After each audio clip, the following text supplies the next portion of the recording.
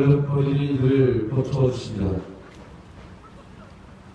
하느님의 집에서 하느님의 일을 하신 것입니다. 이때 다윗의 자손께 호산나 라고 아이들의 외침을 듣고 불쾌했던 수석 사제들과 율법학자들, 백성의 원로들이 예수님의 말씀과 행위에 대한 고난을 문제 삼습니다. 율법보다 사랑을 먼저 생각하시고 율법보다 사람을 먼저 택하시는 예수님의 모습이 못마땅하였던 것이었습니다. 이에 예수님께서는 두 아들의 비유와 포도밭 수나기의 비유, 혼인잔치의 비유를 통해 율법학자들과 바리사이들, 즉 위선자들의 모습을 적나라하게 드러내십니다. 수석사제들과 바리사이들은 이 비유를 듣고서 자기들을 두고하신 말씀인 것을 알아차립니다. 화가 난 그들은 어떻게 하면 말로 예수님께 올가미를 실을까 의논까지 합니다. 그래서 생각해낸 것이 황제에게 세금을 내는 문제였습니다. 예수님을 올가미라고 하였지만 도리어 예수님의 답을 들은 그들은 경탄하며 돌아갈 뿐이었습니다. 그러나 그들은 어부리는지 다시 한번 예수님을 올가미라고 예수님께 질문을 던집니다. 그 질문은 율법에서의 가장 큰 계명이 무엇인지 물어보는 질문이었습니다. 이 질문에 예수님께서는 분명하고 단호하게 말씀하십니다. 어제의 복음이었습니다. 내 마음을 다하고 내 목숨을 다하고 내 정신을 다하여 주 너희 하느님을 사랑해야 한다. 내 이웃을 너 자신처럼 사랑해야 한다. 온 율법과 예언서의 정신이 이 두 계명에 달려있다. 그들의 질문에 대답을 하셨지만 바리사이들과 율법학자들의 몇 번의 질문들을 들으신 예수님께서는 그들의 악의를 분명히 아셨습니다. 그래서 예수님께서는 율법학자들과 바리사이들을 당신 앞에 두시고 군중들과 제자들을 바라보시며 오늘 복음을 통해 이렇게 말씀하십니다. 율법학자들과 바리사이들은 모세의 자리에 앉아있다. 그러니 그들이 너희에게 말하는 것은 다 실행하고 지켜라.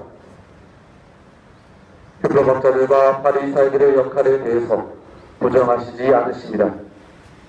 오히려 그들의 역할은 중요하다고 말씀하십니다. 그들의 하는 기능들은 하느님과 이스라엘 백성들을 분리시키는 역기능을 한 것이 아니라 가까이 다가갈 수 있게 해주는 숨기는 역할을 함을 분명히 말씀하십니다. 바로 모세의 자리입니다. 모세의 자리는 율법을 해석하는 자리였습니다.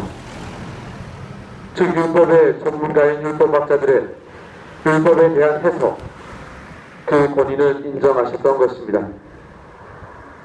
그 율법에 대한 해석은 바로 어제 복음이었던 하느님을 사랑하고 내 이웃을 너 자신처럼 사랑해야 한다 는 율법에 대한 설명과 시대에 맞는 해석, 바로 그것이었습니다. 그러나 그들의 행실은 따라하지 마라. 그들은 말만 하고 실행하지 않는다. 해석은 해주지만 실행하지 않는 바리사이들과 율법학자들, 하느님을 사랑하라고 하면서 이웃을 사랑하라고 하면서 정작 자신들은 하느님도 사랑하지 않고 이웃도 사랑하지 않았습니다. 오늘 복음에서 예수님께서는 그들의 그러한 모습을 분명히 보여주십니다. 그들은 여러 가지 성경 구절을 담고 다니는 성구각을 다른 사람들의 눈에 잘 띄게 하려고 넓게 만들거나 자기의 상징인 옷자락 수를 길게 늘여 자신을 과시하였습니다.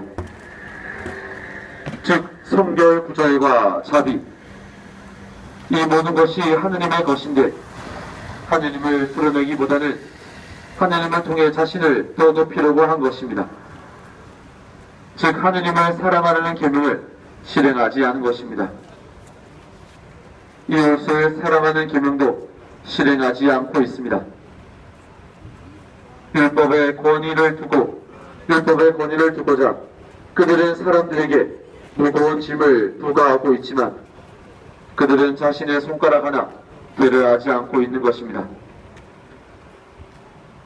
무겁고 힘겨운 짐을 묶어 다른 사람들 어깨에 올려놓고 자기들은 그것을 나르는 일에 손가락 하나 까딱하려고 하지 않는다. 이 말씀은 같은 복음인 마태복음 11장 28절에서 30절까지의 말씀을 생각나게 합니다. 고생하며 무거운 짐을 진 너희는 모두 나에게 오너라. 내가 너에게 안식을 주겠다. 나는 마음이 온유하고 겸손하니 내 몽에를 메고 나에게 배워라. 그러면 너희가 안식을 얻을 것이다. 정녕 내 몽에는 편하고 내 짐은 가볍다. 하느님의 말씀을 전하는데 율법학자들과 바리사이들은 이스라엘 백성들에게 무겁고 힘겨운 짐을 묶고 어깨에 올려놓지만 예수님을 올려 무거운 짐을 진 이스라엘 백성들을 기다리시며 그들의 무거운 짐을 가벼운 짐으로 바꿔주시다는 것입니다. 그도 그럴 것이 율법을 삶으로 살아본 적이 없던, 아니 처음에는 그러지 않았겠지만 시간이 지날수록 비전적인 행동으로 인해 점차 첫 마음을 잃어가고 첫 모습들을 잃어버렸던 율법학자들과 바리사이들이었기에 그들은 본만을 알고 있었지 그것을 어떻게 삶에서 살아가 할지 구체적인 실천 방법들을 알지 못했던 것입니다. 그래서 그들은 현실적이고 실질적인 방법을 이스라엘 백성들에게 제시하지 못했습니다. 자신들의 삶에서 나오는 것이 아닌 머리에서 나오는 말들만을 다른 사람들에게 전해주는 것뿐이었던 것입니다. 그러나 예수님께서는 직접 삶으로 사셨기에 율법을 어떻게 삶에서 살아가야 할지 박상공론이 아닌 뜬구름 잡는 이상적인 방법도 아닌 구체적이고 실천적인 방법들을 이스라엘 백성들에게 선포하실 수 있으셨던 것입니다. 그렇게 예수님의 짐과 몽에는 가볍고 편안한 것입니다. 오늘 복음을 묵상하면서 지도자라는 단어에 머물게 되었습니다. 지도자. 한국 사회에 전 세계적으로 많은 지도자들이 있습니다. 한국에는 한국을 이끌어가는 대통령, 각 정당을 이끌어나가는 국회의원들, 그리고 교회를 이끌어나가는 교회 지도자들, 특히 며칠 전 한국을 방문하신 프란시스코 교황님을 떠올리게 되는 것 같습니다. 교황님은 한국에 오셔서 참으로 많은 사람들의 마음에 들어오셨다고 생각이 듭니다. 특히 고통받고 있는 이들, 소외된 이들, 사회가 미처 돌보지 못하고 있거나 자신의 목소리를 내지 못하고 있는 이들의 마음의 말입니다. 특히 세월호 가족들을 만나는 그 모습은 마음을 울리며 눈물을 흘리게 만드셨습니다. 그러나 세월호 가족들을 만나는 장면은 단순히 힘없고 약한 사람들을 돌보아주고자 다가가셨던 것은 아니었습니다. 교황님의 문헌을 보면 모세가 신발을 벗고 하느님 앞에 선다고 나옵니다. 사람에 대한 교황님의 생각이 불어나지 않나 생각합니다. 힘없고 약한 사람들을 내가 돌보아야 하는 치근한 사람으로 보는 게 아니라 신발을 벗고 하느님 앞에 서는 마음으로 겸손하게 대화한다는 것입니다. 이것이 교황님께서 사람들을, 당신의 아들, 딸들을 보는 그러한 마음입니다. 지도자의 마음입니다. 무거운 짐을 그들의 어깨에 올려놓지 않으셨습니다. 어쩌면 우리가 가지고 있던 그 많은 무거운 짐들을 모두 들고 가신 것이 아닌가, 아니면 내려놓게 만드신 게 아닌가 생각이 들었습니다. 한국에 오셔서 한국 사회가 겪고 있는 갈등들에서 예수님의 복음으로 그 방법들을 제시해 주시며 우리의 짐을 예수님께서 말씀하셨던 가벼운 짐으로 바꿔 주셨다고 생각이 듭니다. 그런데 이렇게 교황님을 묵상하며 본 생각은, 그렇다면 그 전에 한국 가톨릭 교회 지도자들은 그렇게 할 수 없었던 것인가 라는 질문을 제 스스로 던질 수밖에 없었습니다. 그러면서 많이 반성하게 되었습니다.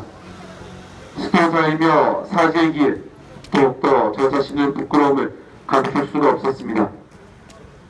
무겁고 흥겨운 짐을 묶어 신자들의 어깨에 올려주고 있는 저의 모습을 보았습니다.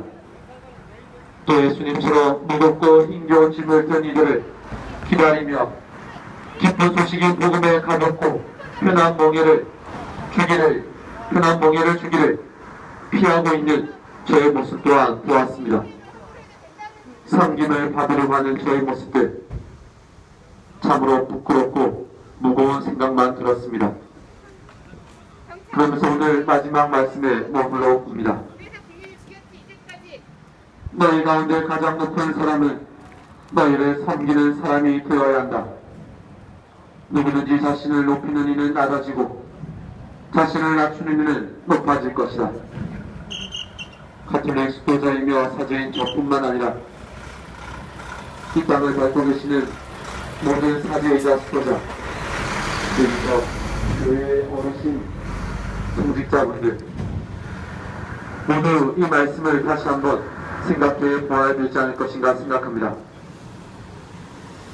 만약 교회의 모습을 잃고 있다면 반성과 깊은 성찰을 통해 교황님께서 전해주셨던, 그리고 본질적으로 예수님께서는 복음에서 전해주셨던 그 교회의 지도자 모습을 찾아 나서야 할 것입니다.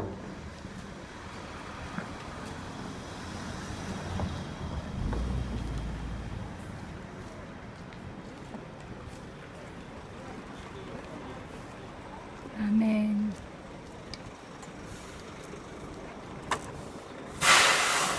예수님이 십자가 이렇게 가벼울 수가 있는 거야, 그렇지? 6kg를 만들어줘.